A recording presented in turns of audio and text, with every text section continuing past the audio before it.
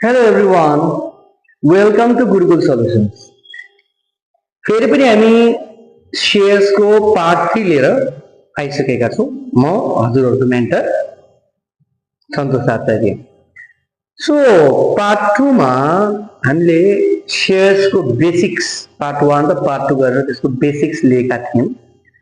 आज हामी सेयर्सको केही केसेस लिएर आएका छौँ।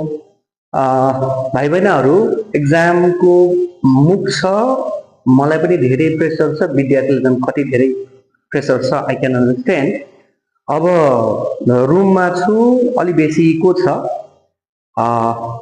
मसँग पनि टाइम छैन एडिटिङको लागि, so I am just making direct video. So फिलहाल इक्वल एकछिन साइडमा राखेर ध्यान लाएर सुन्नुभयो भने भाइ बहिनीहरूले I think you will not regret है। सो सेयर्सको पोर्सन एकदमै सजिलो लाग्न सक्छ, तर watch till the end end please subscribe and click the bell button. Let us begin the topic है। सो फेरि पनि हामी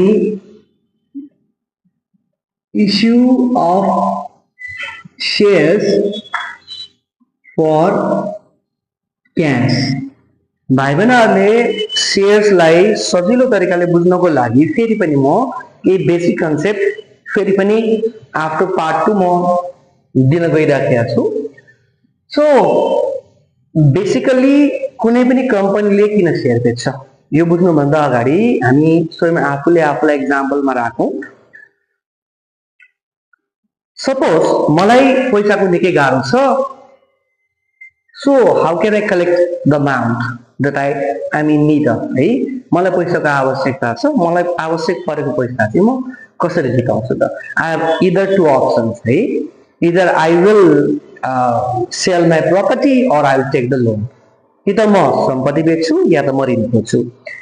लाइकली कुनै पनि कम्पनी स्पेसली जोइन्ट स्टक नेचरको कम्पनी अथवा पब्लिक लिमिटेड कम्पनी जोसँग चाहिँ सेयर इस्यु गर्ने अथवा पब्लिकलाई सेयर इस्यु गर्ने अथोरिटी हुन्छ, उसले चाहिँ सेयर इस्यु गर्न किन गर्छ त भन्दा उसलाई पनि आफ्नो प्रोजेक्ट्सको लागि आफ्नो कामको लागि क्यापिटलको आवश्यकता पर्ने गर्छ।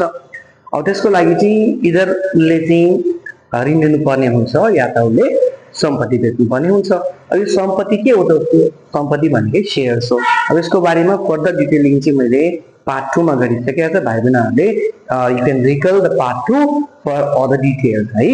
अब फिलहाल कम्पनीले सेयर बेच्छ दुईटा बेसिसमा। एउटा आउँछ